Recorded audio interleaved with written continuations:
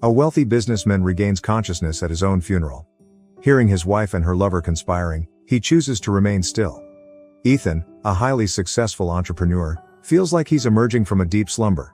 With his body aching and exhaustion weighing him down, Ethan opens his eyes, only to realize he's not at home. Instead, he discovers he's inside a coffin at his own memorial service.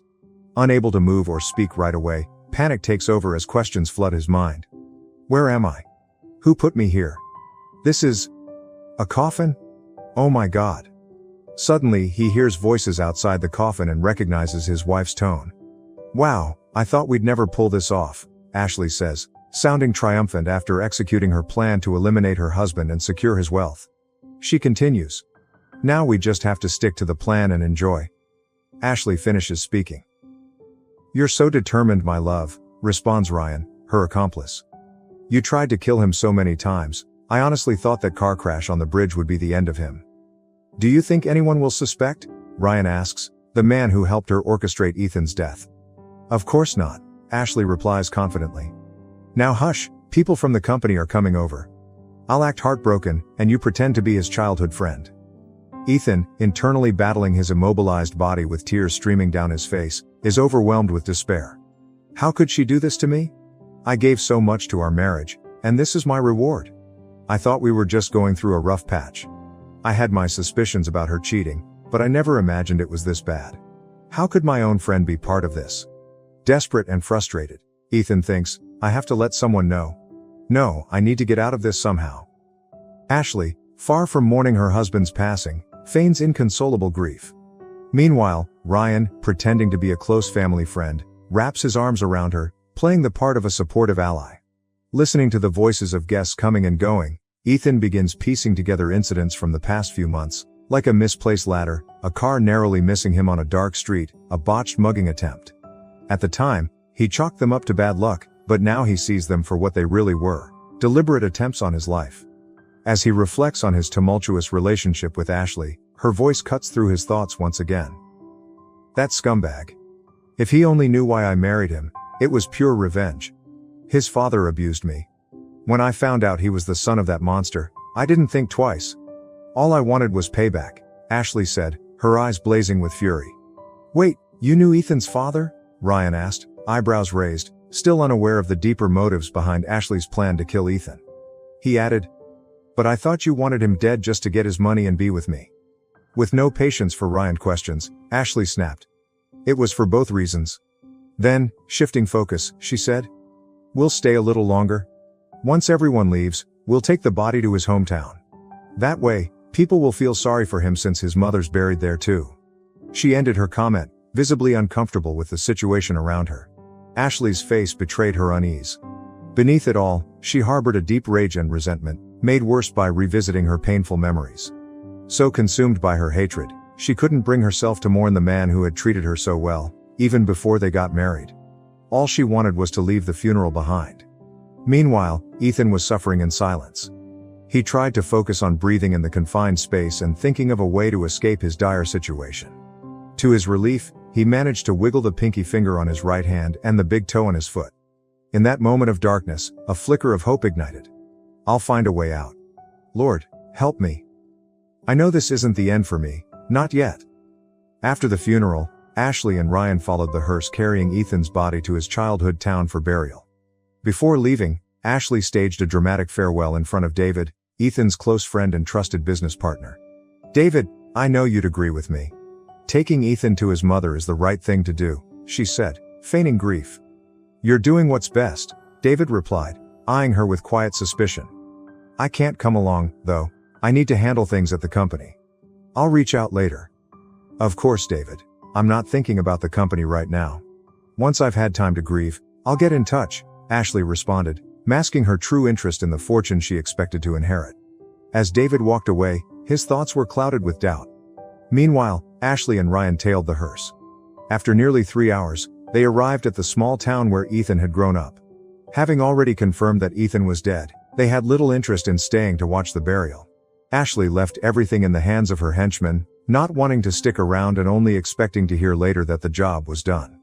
The men approached Benjamin, the gravedigger, and his assistants, asking them to finish burying the coffin under the pretense that the young man had no family. They handed Benjamin some cash and disappeared. Benjamin glanced at the coffin, feeling a pang of pity for the soul trapped inside. Meanwhile, Ethan began to regain more control of his body. After moving the toes on one foot, he managed to wiggle his entire foot. Pushing through the pain, he worked to reclaim more of his strength as the gravedigger's assistants prepared the grave for the burial. The day was overcast, with heavy gray clouds blanketing the sky and adding to the somber atmosphere that seemed to mirror Ethan's despair. It was the kind of weather that could dampen anyone's spirits. Deeply religious, Benjamin paused to offer a prayer for the forsaken soul in the coffin. Snapping back to reality, Benjamin spotted his niece Emily approaching from a distance. Teddy, his loyal dog, began barking happily at the sight of her. When she got closer, Emily greeted him warmly. "Uncle, I decided to come visit you."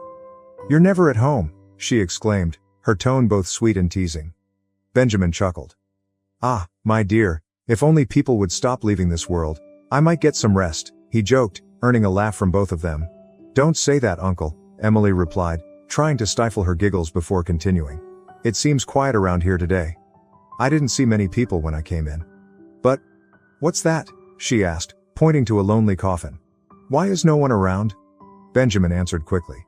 "Well, my dear, we had an unusual situation today. A woman with hair as fiery as a flame and a man who appeared to be her partner showed up briefly," Benjamin explained. "They came with men dressed in black. After a quick and silent exchange, they handed me the payment and left, saying the deceased had no family." Emily listened carefully, her expression softening. "How sad, Uncle," she said, her eyes brimming with compassion. Sensing the somber mood, Teddy started barking, as if trying to offer comfort. Emily, distracted by her emotions, suddenly noticed an odd noise coming from the coffin. Curiosity mixed with apprehension as she moved closer to investigate. Teddy's barking grew more urgent. "Uncle, did you hear that? Something's moving in there," Emily shouted, alarmed by the situation. "Are you sure about that?" Benjamin asked skeptically, stepping closer to hear the sound for himself. "Here's the rewritten content as requested." "Listen for yourself, Uncle," Emily insisted, her attention fully locked on the unsettling noises. Inside the coffin, Ethan, the man everyone presumed dead, realized his presence had been detected. He redoubled his efforts, pounding harder and calling out for help, his voice faint but steady. Without hesitation, Benjamin and the others sprang into action, urgently working to open the coffin. To everyone's utter shock, they discovered Ethan alive, moving feebly with wide, terrified eyes. Emily quickly approached, her gaze fixed on the frightened man pleading for assistance as those around him struggled to comprehend the surreal scene. Speaking softly, Emily addressed the desperate man. "Stay calm. We're going to help you. Please, just breathe," she said, her heart swelling with compassion for the stranger. Though his voice was frail, Ethan tried to speak, determined to keep his secret hidden. Emily leaned in closer, bringing her ear near his trembling lips to catch his barely audible words. "Please, don't tell anyone," he whispered with a shaky breath. "If she finds out, she'll know I survived. She tried to bury me alive," he choked out, his throat raw and his breathing labored. "I'll deal with the authorities later. For now, bury the coffin as if I were still inside, and please." His words trailed off, leaving Emily glancing at her uncle for guidance. Benjamin, sensing the gravity of the situation, decided to act. He asked the assistants to leave, assuring them he'd take care of everything. Once the coffin was buried, as Ethan had asked, Benjamin turned to Emily, and they worked together to sneak Ethan into the nearby town hospital. At the hospital, Emily thought quickly, telling the staff that Ethan was her cousin who had fallen ill unexpectedly during a visit. His gaunt, pale appearance lent credibility to her story. Already familiar with the medical staff, Emily explained that her cousin had arrived without any ID but assured them they could trust her. Ethan was soon admitted and treated for severe dehydration, requiring an IV and overnight observation. Emily stayed by his side, watching over him as he drifted into a restless sleep. Throughout the night, Ethan wept and murmured for help in his dreams, his trauma spilling into the quiet room. Feeling deeply for him, Emily began speaking softly, her own tears welling up as she tried to offer comfort. "You must be so scared, but it's going to be okay. Fight against this darkness. We'll help you. My uncle and I, we're good people. We'll keep your secret, and maybe even help you figure out what to do next," she said, her voice steady but filled with emotion, hoping to soothe Ethan's pain. After freshening up and changing into clean clothes, Emily could finally see how young Ethan looked. He had thick eyebrows, short black hair, fair skin, and a serious expression. Ethan was undeniably handsome and appeared to be around 6 feet tall. "Why did they do this to you, young man? By the way, what's your name? I hope you're okay, and I hope one day you can move past all of this," Emily said softly, as if Ethan could hear her through his restless sleep. The night passed, and the first light of dawn streamed through the hospital room window, casting a warm glow. Emily was curled up on a couch beside Ethan's bed. The room was calm and silent now, with no other patients sharing the space. Slowly, Ethan's eyes began to flutter open. Gazing straight ahead, his thoughts drifted. In a low voice, he murmured, "Did I die, or am I really in a hospital room?" He opened his eyes fully, turning to his right and spotting Emily asleep nearby. Seeing her there brought him peace, confirming he was truly safe. Tears rolled down his cheeks as he silently thanked God for answering his desperate cries for help. His mind turned to the urgent need to contact someone, but before he could dwell on it, Emily stirred, showing signs of waking up. Ethan's heart lifted as he watched her sit up and move closer to him with a kind smile. "You're awake," she said warmly. "How are you feeling? Can you move?" Her face showed genuine concern. Ethan nodded and responded, "I feel okay, and yes, I can move." He looked at her with deep gratitude in his honey-colored eyes. "Thank you for saving me. I've been trying to figure out what they could have used to paralyze me like that," he said, his voice filled with emotion. "I don't even know how to thank you. By the way, my name is Ethan." Emily smiled and continued the conversation. "I'm Emily." "Well, Ethan, it was probably some kind of neuromuscular blocker or a toxin that immobilized you but kept you conscious," she said with relief. "But the important thing is that you're okay now." Curious, Ethan asked, "Do you know a lot about this? Are you a doctor?" "No," Emily replied with a chuckle. "But I've always loved learning. I wanted to study medicine at one point, but I didn't follow through." Shifting the topic, Ethan spoke earnestly. "I'd like to ask you a favor. Could you make a call to a trusted friend and ask them to come here?" "Of course. Do you know their number by heart?" Emily asked, eager to assist. "Yes," Ethan replied. "I used to call them all the time. Pass me your phone and I'll dial the number for you. You can do the talking." "I'm still too tired to keep a conversation going for long," Ethan said. Without hesitation, Emily quickly entered David's number. Her voice carried a sense of urgency as she spoke. "David, I need you to come right now. It's about your friend Ethan." She didn't mince words. "He's alive, David. Alive." On the other end of the line, David's response was immediate and firm. "I'm on my way," he said, his tone filled with determination. Hearing this, Ethan felt a wave of relief wash over him. He knew David's loyalty was unshakable, and that trust gave him a much-needed sense of comfort. Emily, her gaze filled with concern, looked at Ethan and asked, "And now, what's your plan?" "For now, I'm just going to rest a bit until I can think more clearly. I'm really drained." "There's so much to process," Ethan replied, his voice weak but steady. Emily, still worried, offered, "Do you want me to call someone who could stay here with you?" Ethan shook his head gently. "No, that's not necessary. I think what I need most right now is just some quiet time to rest and gather my thoughts. Then I'll head home quickly and be back soon." "Are you sure you'll be okay by yourself?" Emily asked, her concern evident in every word. With a faint but grateful smile, Ethan assured her, "Yes, I'll be fine. Thank you so much for everything, Emily." Ethan settled back into the hospital bed, closing his eyes and taking a deep breath. In an instant, memories from less than 24 hours ago came flooding back. The suffocating feeling of being inside a coffin, convinced his life had come to an end. "How could Ashley do this to me?" he thought bitterly. The pain of betrayal hit harder because he hadn't seen it coming. And what about those allegations of abuse? Could they really be true? Doubt gnawed at his mind as he replayed the moments leading up to this. His thoughts drifted to the day he met Ashley, how she had seemed to appear out of nowhere, almost as if by magic. Everything about their relationship had moved at lightning speed, including her talk of marriage. How did I let myself get so deeply involved so quickly? He wondered, his frustration growing. Ashley had approached him with a calculated agenda, and now it was all becoming painfully clear. When they met, she had been working as a model, doing photo shoots for his company's brand. Even then, she knew exactly what she was doing, though he had been too blind to see it.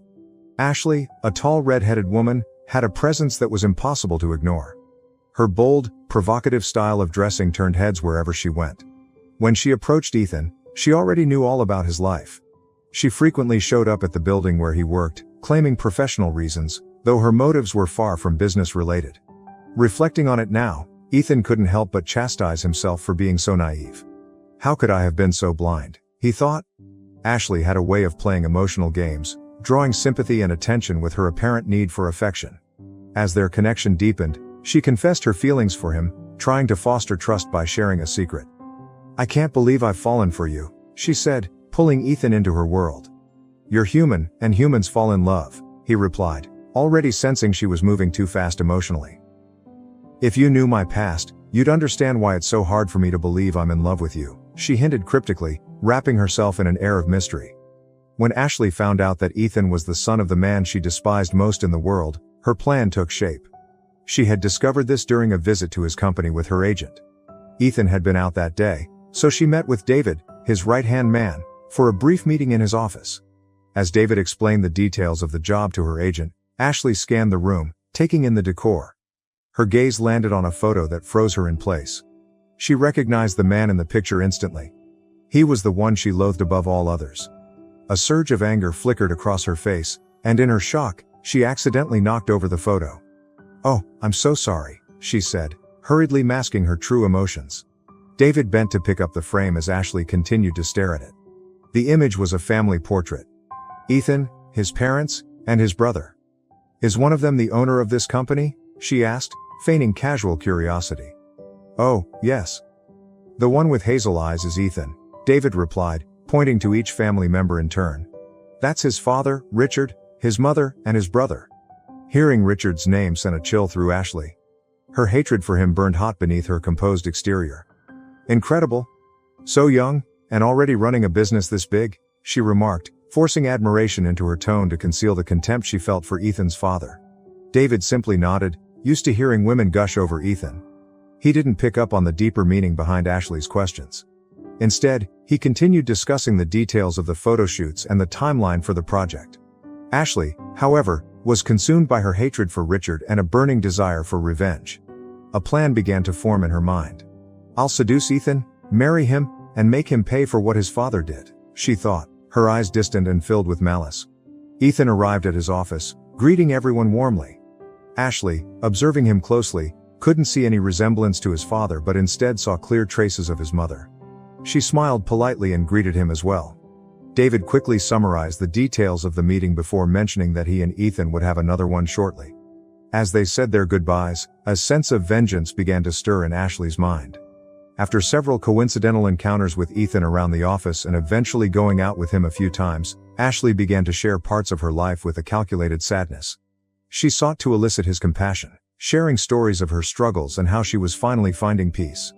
During one of these conversations, Ashley, feeling an unexplainable urge to draw even closer to Ethan, decided to reveal something deeply personal. "I want to tell you something important," she said, locking eyes with him with an intense gaze that immediately captured his attention. "I feel like I need to share this with someone," she continued. Ethan, concerned, responded, "Are you sure? We're just getting to know each other." Then, with a reassuring smile, he added, "You can trust me. Your secret is safe." "It's about something I mentioned earlier. About how I don't think I'm in love with you," she revealed, hoping to hold his focus entirely at that moment. She shared that 10 years ago, she had been involved with an older man. However, she later discovered he was married and decided to end the relationship. The man refused to accept the breakup and began stalking her. She tried repeatedly to reason with him, but 2 months later, while walking down a dark street she often took to get home, he appeared. That man, who now seemed more monstrous than human, attacked her brutally. After the assault, he threatened her, telling her she would never find happiness and warning her he would kill her if he saw her with another man. That night became the starting point of Ashley's deep resentment toward men. She isolated herself for months, refusing to leave the house. When her mother passed away from a broken heart brought on by her daughter's pain, Ashley sought refuge with her aunt. Over time, she rebuilt her life, working as a model while avoiding close interactions with older men and ensuring she only worked for reputable companies. "This is part of my story," she concluded. "I'm telling you this for one simple reason. I hadn't let any man get close to me until I met you," she said, as if confessing something she'd never shared before. Ethan sensed the sincerity in Ashley's words and decided to give their relationship a real chance. To him, the fact that she opened up about her feelings and sought a deeper connection was a sign of mutual trust. Over the months, their bond grew stronger. Ethan began noticing that Ashley genuinely struggled in interactions with older men, often appearing uneasy during professional situations requiring such contact. Wanting to support her, he made himself available whenever she needed and even encouraged her to consider seeking therapy. Ashley, however, hesitated, fearing that such a step might feel like an intrusion into her private life. Over time, she started spending more time at Ethan's home, showing increasing trust in him, and soon they began discussing marriage. Ashley believed that her efforts up to this point had finally paid off. In truth, she wanted revenge, and the ultimate satisfaction would be seeing Ethan suffer. Her traumatic past had made her cold and detached, and everything she had shared with Ethan was true. Feeling deeply committed, Ethan proposed to Ashley, as he had started falling in love with her. The first few months of marriage were peaceful. Ashley continued working and became more involved in her new husband's company. But as the months went on, her behavior started to shift. Things especially changed when Ethan received news that his father wanted to visit. "But didn't you say your dad lived in another country?" Ashley asked, visibly uneasy. "He just got back yesterday, and my mom is so excited to meet you too." Ethan replied with a smile, unaware of Ashley's growing discomfort. Ethan noticed Ashley grew visibly tense whenever conversations turned to his father. Knowing his father was an older man, he assumed her discomfort stemmed from the traumatic experience she had endured in the past. Hoping to ease her nerves, he suggested, "I can ask them to stay at a hotel since our apartment is small." "It's okay, love, let's wait. It's still early for them to come," Ashley responded, quickly steering the conversation in a different direction. A few days later, Ethan received devastating news. His father had been in a severe car accident and didn't survive. Ethan was shattered, while Ashley felt a grim satisfaction she worked hard to conceal, focusing instead on maintaining the act she'd perfected. She came up with a fake photo shoot to avoid attending Ethan's father's funeral, leaving him to go alone to his hometown. "I won't be long," Ethan said, his voice heavy with sadness. "I know, love, I feel for your mom," she replied, pretending to care. When Ethan returned from his hometown after a few days of mourning, he noticed that Ashley was acting strangely. He began to realize that she was having disturbing nightmares, often waking up in the middle of the night saying, "He said he's going to kill me." Not understanding what was happening, Ethan tried giving her sleeping pills to help her rest. After his father's passing, Ashley became more aggressive, coming home late from work, and she stopped kissing him. Ethan would try calling her, hugging her, but she remained cold. She always said, "It's just a phase, it'll pass." Ethan remained patient because he didn't know what else to do. Ashley refused to go to therapy, so he decided to give her some space. During this time, a lot happened. Ashley became involved with Ryan, another model, and threw herself into reckless behavior, not taking care of herself. It was as if she wanted to end it all, to escape the torment left by that older man. She lied, telling Ethan she had photo shoots in distant cities and would be gone for days, but in reality, she was with Ryan, sharing everything with him. She saw in him an opportunity to carry out her dark plans because Ryan would do anything to satisfy her desires. "Just tell me what I need to do," Ryan would say, eager to go along with Ashley's schemes, willing to do whatever for money. Ethan, sensing Ashley's growing distance, called her repeatedly. After a week, Ashley returned home, determined to take control of the situation, a decision that had been choking her for so long. She was ready to rid herself of the nightmare that haunted her every night, and she was going to get rid of Ethan. His father would appear in her dreams, telling her to leave his son alone. "He'll be at peace, yes, in a coffin," she thought, her mind consumed with diabolical plans. With a terrible plan in mind, Ashley tried to keep up the facade of normalcy. When she saw Ethan, she embraced him, hiding her true intentions behind the gesture. She suggested they order pizza and pick out a bottle of wine, pretending everything was fine. Ethan, relieved and happy, believed that things were finally returning to normal. But Ashley had different plans, far from the happy reunion Ethan envisioned.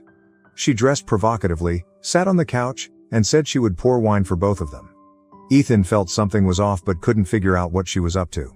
She just thought she was trying to get along with him, asking him to take a shower so he would smell good for her. He immediately agreed to her request. Meanwhile, she poured wine and added something into Ethan's glass. "I hope this amount is enough," she thought. She began sipping from her own glass as Ethan came out of the shower. He walked over, and she gestured toward the wine she had poured for him. Before he drank, she kissed him one last time, wanting to avoid doing it after he had the wine. "So, how was work?" Ethan asked, trying to start a conversation. "Oh, it was amazing, and it was all women," she said excitedly, making him believe her. Ethan finished the contents of his glass, and Ashley poured him more wine to cover up what she had done. The doorbell rang. It was the pizza. Ashley offered to get it, but Ethan went instead. As soon as he came back, he began to feel sleepy, left the pizza on the table, and laid down on the couch with his head in Ashley's lap. She thought to herself, "I hope you fall asleep forever. Love, let's eat the pizza, or the cheese will get hard," she said, pleased with how things were going. "I thought you missed being with me," she continued. "I'm feeling dizzy. I haven't drunk in a while," Ethan said, starting to feel numbness spread through his body. "Let me just rest here for a bit," he mumbled, resting his head in her lap, and soon fell asleep. After that moment, Ethan never woke up again. Now, in the hospital room, he began to notice his surroundings again. He realized that the moment with the wine and Ashley was his last day with her. And after that, he only heard her at his own funeral. It was too much to process. Suddenly, he entered his room, shocked and unable to believe what he saw. "Oh my God, what did they do to you?" his friend cried, showing concern for him. He was desperate, thinking that Ethan might have been buried alive. "It's okay now," Ethan said calmly, ready to explain everything. "How's the company?" his friend asked. "Well, to everyone, you're already dead. I spoke to the lawyer," his voice broke, overwhelmed by the chaos of the last few days. "I want you to take over the company for me. I trust you," Ethan said with confidence. "Remember the power of attorney I gave you in case something happened to me?" Ethan reminded his friend. "Yes, but Ashley?" he asked, clearly worried. "She's going to get what she deserves," Ethan replied. "Take the power of attorney and step into my role. I'll be guiding you from here. For now, tell them there are some things to take care of. She doesn't understand business, and you'll manage everything. I left the company to you in my will, in case anything happened to me. My brother lives in Europe and has never been interested in my business. I don't even have his contact info, and my mom is with him over there." "Whatever you say, Ethan," Noah replied, still emotional. "But tell me, what did they do to you?" he asked, his concern clear as he looked at Ashley and Ryan. Ethan shared everything with Noah, who looked deeply saddened, tears streaming down his face as he empathized with his friend, imagining him trapped in the coffin. Desperate, unable to speak or move properly. Noah immediately promised to help with the investigation and provide evidence that Ashley had tried to kill him. He wiped his tears, while Ethan comforted him, saying that he was too young to die. The two friends talked for a while until Emily arrived, a sweet smile on her face. "And it was her who saved me," Ethan said, gazing lovingly at Emily. "Seriously, you have an amazing ear," he added, grateful for her insistence on investigating the coffin. "I followed my heart," Emily replied, though her voice cracked as she heard the two young men crying. She smiled, reassuring them. "Don't worry, the truth always comes to light. It's like the sun, it can't be hidden for long." Her smile showed her support for them. "So, where are you going to stay, Ethan?" Noah asked, wanting to know what his friend's next steps would be. "For now, I'll stay at my place. I can help him there," Emily responded quickly. Ethan just smiled, surprised by the offer. He let himself be guided by Emily's words as she soon said goodbye, leaving the two friends alone. Noah mentioned that he would spend the night with Ethan and take care of the hospital bill. The friends chatted for hours that night, and Ethan didn't mention that he was afraid to sleep. "I'm here, my friend. Nothing will happen to you, just sleep easy," Noah said, comforting him without realizing the full extent of his trauma. The next day, Emily came to pick up Ethan from the hospital and invited Noah to visit her house, have breakfast, and know how to get there if he ever wanted to come back. Noah declined, and they all left the hospital together. Benjamin was already waiting for them, happy to see that Ethan was okay. Noah stayed by Ethan's side, offering support as if he needed help walking, never leaving his friend alone. He mentioned that he had brought some clothes he bought for him because Emily said he'd need them. They sat down, and Emily had prepared eggs with bacon for breakfast. "There's hot coffee," Benjamin said calmly. "And how are you, kid?" he asked Ethan. "I'm good, Mr. Benjamin," Ethan replied. "I still haven't properly thanked you," Ethan's voice faltered, still confused. "Don't worry about that," Benjamin reassured him. Life is so important and divine that we don't have enough words to talk about it or even express what we feel. It's so abstract. Just enjoy this new opportunity and listen to your heart, kid, he added wisely. Now, if you'll excuse me, this old man needs to go to the cemetery. Have a good day, Benjamin said as he stood up to leave. Goodbye, uncle, and remember to do what we agreed on. Emily kissed him on the forehead before he went. Benjamin got up and Teddy followed him. Noah looked curiously at Ethan, waiting for Emily to explain what she had agreed on with Benjamin. Emily let out a chuckle, realizing they were curious about the conversation. Before you ask, I'll satisfy your curiosity, she said, laughing. But her expression turned serious as she recalled what had happened to Ethan. I asked him to check all the coffins carefully, and since then, he's been doing it, she said, remembering what Ethan had gone through. Ethan's gaze darkened, and he thanked Emily for helping him. To change the subject, Noah asked what was going to happen next. He had some police friends, old colleagues of his late father who had been a cop. If I tell them this story, and also talk about the bond I share with Ethan, I'm sure they'll help us, he said, imagining Ashley being arrested and brought to justice. Look, guys, I think the old tactic of calling her and saying we know everything will intimidate her, Emily responded. We can arrange to meet her somewhere and record her confession with cameras and voice recorders. Whatever happens. You sound like you've done this before, Ethan laughed. Well, I know things about her that she confided in me, and I believe that apart from me, only the man she was with knows, because I overheard her talking about it near the coffin, Ethan said, and added, I think that'll give us an advantage. What's that? Noah asked, leaning in, eager to know. About 10 years ago, she was abused by a much older guy, Ethan replied. She told me that secret because she was crazy about me, Ethan continued, recalling the moment. He spoke about Ashley's fear of being around older men, especially those with gray hair, who looked similar to the man who had hurt her. She had frequent nightmares, more than anything. After her dad passed, she refused to go to his funeral. And if I call her and tell her that I know everything now, using all that information. But where could we meet her? Emily asked. I have an idea, Ethan said. My boss's house. Wait, and your mom isn't coming back from Europe? Noah asked. No, she decided to stay there. My mom said she was tired of being alone in her house, and since she didn't spend much time with my brother, she wants to spend some time with him, Ethan explained. Got it. So, where does your mom live? Emily asked. About 60 miles away from here, Ethan replied. They all spent a while talking and making plans. Afterward, Ethan had to leave, promising to come back to help Emily and her police friend wrap up the ugly situation once and for all. Emily wasted no time and began talking to Ethan about how much free time he had.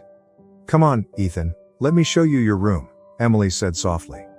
Thanks, Ethan replied, not knowing what else to say. Emily showed him a simple room, with little decoration. The bed was plain but neatly made. There was a wardrobe on the left and a desk near the window.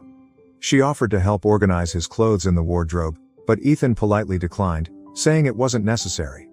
Emily left him to rest and went to the kitchen. 2 days later, Ethan had started to get used to Emily's company. She always wore her hair tied up in a bun at the top of her head, dressed simply and lightly, always showing great care and empathy. Ethan was curious about what she did for a living. As if reading his mind, she invited him to the kitchen, pouring him a cup of coffee to chat. I'm a psychologist, Ethan. I took a few days off to be with you, she said, sipping her coffee and looking at him with tenderness. I have an office that I share with a friend I studied with in college. I rescheduled my patients for next week, she added. Wow, that's amazing. So you left medicine to pursue psychology? Ethan asked, intrigued. Yes, but I had my reasons for making the switch. She smiled at him. And what are those reasons? He asked, curious. I'll tell you another time, she replied firmly. But I really want to know how you're feeling now. Emily, after revealing she was a psychologist, kept her eyes locked on Ethan as if he were her patient. Ethan admitted that over the past couple of days, he had been struggling with insomnia. He couldn't sleep through the night, waking up every hour to check where he was. He also mentioned feeling fatigued, with headaches and stomach pains. Ethan, Emily said, her voice serious. It's common for people in your situation to experience physical symptoms like that. Especially since you might be dealing with post-traumatic stress, which is one of the most well-known reactions to severe trauma. You could be reliving something traumatic, either through flashbacks or even nightmares, she added. That's exactly it, he said, looking down. I don't know what to say. Everything here still feels so terrifying, he confessed. Emily moved closer to him and hugged him tightly, reassuring him that everything would be okay and that he wasn't alone. For his mental and physical well-being, she promised to help him through it. She held him for a while, feeling like he didn't want to let go either. She asked him to breathe with her, following her rhythm. She also encouraged him to picture the future and think about the faces of the people he loved and appreciated. She guided him to focus on positive thoughts, helping him redirect his mind away from the distressing ones. When they finally pulled apart, with his eyes still filled with tears, he thanked her for coming into his life. He admitted that he had never felt so vulnerable. She hugged him again, grounding him in her embrace, letting the hope she was offering sink in. With a gentle smile, Emily stood up. "I have a gift for you," she said, returning with a small box and placing it in his hands. Ethan, surprised by the gesture, opened the box with curiosity and found a journal and a pen. He looked at Emily, confused, and she quickly explained. "It's a journal. I want you to use it to write down everything you feel when you need to, just in a calm moment. It could be about your days, your dreams, your pain. It's a way to release what you're holding inside." Ethan chuckled awkwardly at the idea. "I never thought about keeping a journal," he admitted. "It's also good therapy," Emily replied. "Write while you're here. If you're comfortable sharing it with me, I'm here to help," Emily said, positioning herself to listen. He hadn't called to let her know he was coming to start the plan. Emily mentioned that she had cameras and recorders available, as some of her therapy sessions were recorded for research and study purposes, with the patient's consent. She also told Ethan that Ashley likely had her own issues, and she would try to approach her in a friendly manner. Ethan was surprised, but he trusted her approach, feeling her calm decision-making. "I'm nervous about all of this, but you said the cop coming is trustworthy, so let's go to my mom's house soon, and I'll show it to you. I just want to end this already," Ethan said, his voice filled with a deep sense of dread. When they arrived at the old house, it brought back good memories for Ethan. He asked Emily to help him open the windows to let in some fresh air. He had found the key in its usual place, under the flower pot. Emily smiled as she saw Ethan looking peaceful. "Are you sure you want Ashley to know where your house is?" Emily asked. "Yeah, I do," Ethan replied. "I don't have anything to do with that woman anymore, and she's going to be arrested, so she won't have time to come back here and hurt me." Emily didn't ask anything more and simply stayed silent. They began discussing where to set up cameras and recorders. Soon after, the cop arrived, and Ethan shared everything in detail. They all sat on the living room sofa, and the police officer took the situation seriously, making plans to address it. The officer explained his strategy, and Ethan's friend agreed with the approach, knowing that the video and audio recordings would provide solid evidence.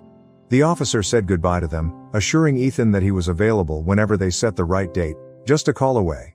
Ethan explained that Ashley had come to see him, asking what would happen from now on. When she found out it would take time, she threw a fit, claiming that everything Ethan had was now hers. Upset by the situation, she hired a lawyer, and soon found out she didn't have a power of attorney. "She must be confused about how I have this power, but I'm glad you signed it when you were alive," Ethan said. "She's going to get what she deserves," he added, showing anger for the first time. "Calm down, Ethan," Emily said. "All right, I'm ready. Whenever you guys are ready, I can make the call." "Yes, make the call. I want to see that imposter behind bars," Ethan replied. Emily stayed close to her friend to offer comfort, and then she dialed Ashley's number. The phone rang, and Ashley answered. Taking a deep breath, Emily began speaking. "Hello, this is Emily. We need to meet to talk about how you buried your husband alive," Emily said calmly, her voice steady. There was silence on the other end of the phone. Emily continued, telling Ashley that she would send a message with the address where they would meet, and the agreed time would be 5 p.m. the following day. If Ashley didn't show up, the police would be at her door the next day, and running would be pointless. The lie about wanting money was only to make Ashley believe Emily wanted to keep the secret. Emily also asked that Ryan come along because, if not, both of their futures would be at risk. She didn't mention to her police friend the time they had agreed on with Ashley. The next day, close to the agreed hour, Emily sent her friend the license plate number. He discreetly followed Ashley, observing every move she made. He noticed she stopped at a gas station and began arguing with Ryan. "I hate this. Who is this idiot threatening me?" Ashley said. "Just keep it low, park the car, and let's go," Ryan replied, trying to remain calm. The two got back into the car and drove on. As they neared the location, Ashley looked around but saw no one and knocked on the door.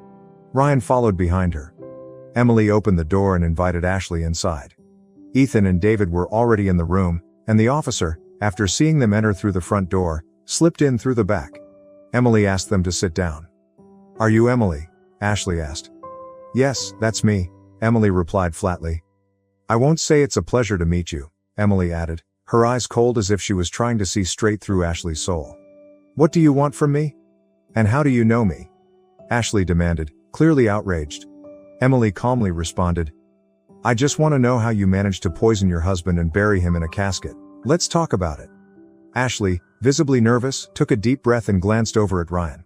"Where did you get that from?" she asked, slipping into victim mode. "I've got you figured out," Emily said.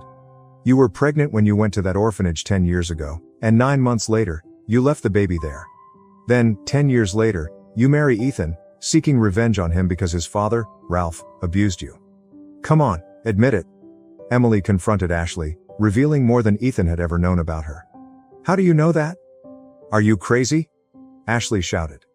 "Yes, his father abused me." Ashley spat, anger in her voice. "That bastard is dead, and yes, I wanted revenge on Ethan. I hated him. I wanted him to suffer and die. I had to tell him that secret so he would trust me. But I never told him who I really was," Ashley continued, pacing angrily, her fury clear. During their conversation, Ashley admitted that her life had already been a mess. She couldn't stop dreaming about Ethan's father and felt disgusted by men who reminded her of him. The child she had given birth to was the result of a rape, and she couldn't keep the baby. She saw in Ethan an opportunity to take out all her anger. She never truly loved him. Ashley began crying as she told the story of how she had made Ethan drink the poison, imagining he would die in his sleep. She grabbed things and threw them to the ground, screaming and crying out of frustration. Ryan didn't know what to do, he was scared too. "Why all the cruelty, Ashley? Do you feel better after trying to kill Ethan? Did it bring you peace in your heart?" Emily asked gently. "No, not at all," Ashley replied through her tears. "I feel dirty." Ashley's voice trembled as she continued. "That idiot Ethan never said no to anything. He accepted everything I wanted." She paused for a moment, lost in thought. "I don't even know how much he believed me." Emily encouraged her to keep talking. "How did you have the courage to poison Ethan, knowing he showed you affection?" Ashley's behavior shifted from deep rage to sadness, revealing a troubled mind.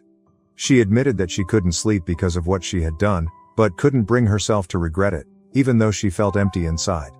She wasn't sure why she was confessing all of this to Emily, who had a gift for speaking carefully to people in crisis. Perhaps she had been prepared for this.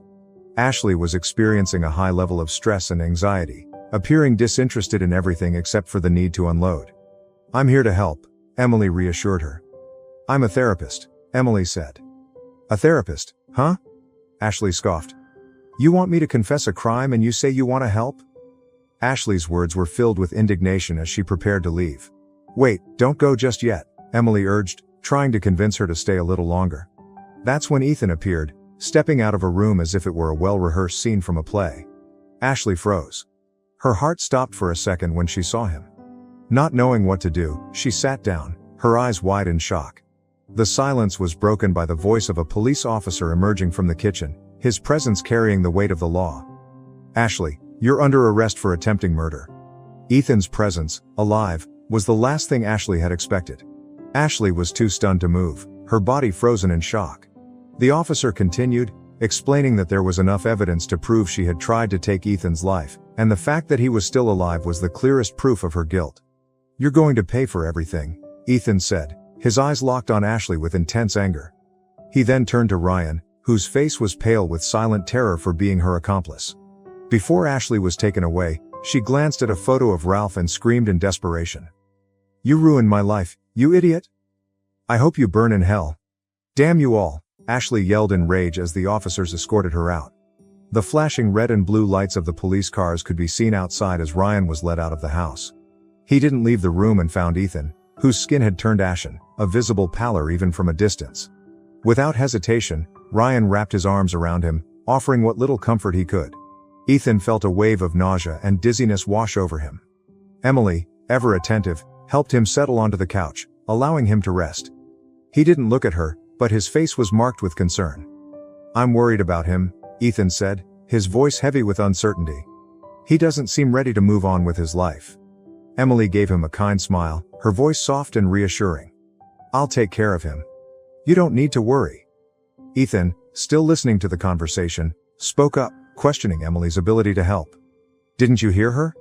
She's a therapist." Ethan, though exhausted, spoke with sincerity, surprising even himself. "I'm not focused on Ashley, but that means you're in good hands," he added.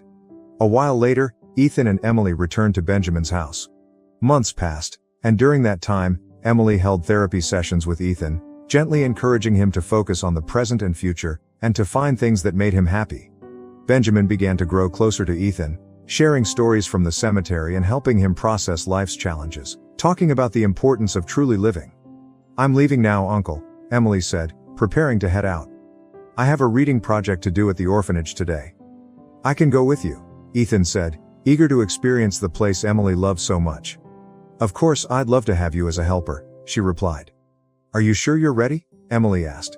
"More than ever," Ethan said, his voice firm. "I need to get back to my life, but I want to start by going to the orphanage with you." Emily spoke with confidence. She took Ethan to the orphanage and began to share why the place meant so much to her. She explained that her mother had been orphaned as a child and was adopted by Uncle Ben's mother when she was 9 years old. "She was so happy in this home," Emily said with warmth. "When she married my dad, she decided to volunteer at the orphanage. The coordinators were thrilled to have her back to help other kids. She worked as a teacher at a primary school in the mornings, and in the afternoons, she'd go to the orphanage to teach the children there." Emily spoke fondly of her past. "But tell me, how did you recognize Ashley?" Ethan asked, curious. "The day I went to the cemetery to visit my uncle, I was on my way to a store and saw Ashley from a distance at the cemetery. I knew I recognized her from somewhere. I paused for a moment but then kept walking because I didn't want to disturb my uncle. But when I came back, I stopped because she was the only one left," Emily revealed.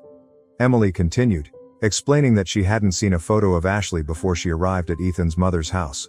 She recalled a memory from the orphanage. "I was outside the orphanage, dropping off some donation bags, when I saw Ashley leave a baby in front of the building and run off. I took the baby inside, and when I went looking for Ashley, she had disappeared. Before I came into your house, I remembered that moment," Emily confessed. "Sorry, but it was necessary. We needed to bring her ego to the surface along with those painful memories."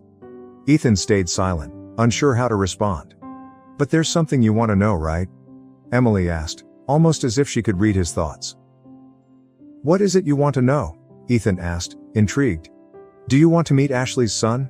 Emily revealed with a smile. Ethan smiled in surprise, impressed by Emily's ability to understand his deepest thoughts. He was starting to realize just how special Emily was, someone who could make him feel comfortable without expecting anything in return. This realization made him see her in a whole new light, admiring the incredible woman she was. As they got out of the car, Emily introduced Ethan as her assistant for the day. She had brought bags full of donations and asked him to help her. "Look who's here," Emily said, turning to the little boy. "I came to help, Aunt Emily," the boy said cheerfully. His large green eyes and fiery red hair stood out. Emily turned to Ethan and said, "This little one, who's around 10, is Ashley's son." Excited, Ethan began talking to the boy. "Are you happy here, kid?" Ethan asked. "I am, Uncle, because Aunt Emily always comes here to play with us. She's like our mom," the boy said. That day, Ethan found it both eerie and grounding. Seeing those kids grow up without the support of their parents, yet surrounded by so much love, was overwhelming. Emily helped with activities and also provided psychological support for the kids, all for free. After some time, Emily started a fundraising campaign to support the orphanage. Ethan invested in educational projects for the orphaned children. "I can't believe it's already been a year since my fake death," Ethan remarked, a smile of relief and happiness lighting up his face. "And isn't it great that now you can finally sleep peacefully?" Emily responded, sharing her joy with a playful smile. "I'd sleep even better if I were next to you," Ethan joked, laughing as he pulled a small box from his pocket. "I'm going to take charge of my business again. And my apartment, I'm selling it. I don't want to go back there. I'd rather find a new place to live closer to here. It's only a 3-hour drive. I could buy something halfway," he said, laughing at his own situation. "What do you mean by that, Ethan?" Emily asked, her tone filled with doubt. It means I can't hide how I feel about you anymore. You're the best thing in my life. And I want to know if I can be part of your life too. In fact, I don't ever want to leave your life, Ethan confessed sincerely. I want a psychologist just for me, he teased. You're sweet, but you need to stop being so naive. Emily responded, laughing. How's that? Ethan asked, intrigued. Yep, Emily exclaimed. Worrying. Check the box from the start. You're slow. Both of them burst into laughter.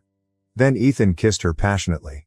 They shared so much in common, and now he wanted to join her in volunteering at the orphanage. This made him feel even more appreciated. Ethan learned the importance of including others in his life and realized that, while everyone has their problems, there are much bigger struggles than just one's own ego. He learned to set aside his ego whenever he entered the orphanage. For him, that became the best therapy. Emily had become an angel in his life, offering him a new perspective and joy. If you liked the story, subscribe to the channel and leave a like. These other stories will likely move you too. Good session.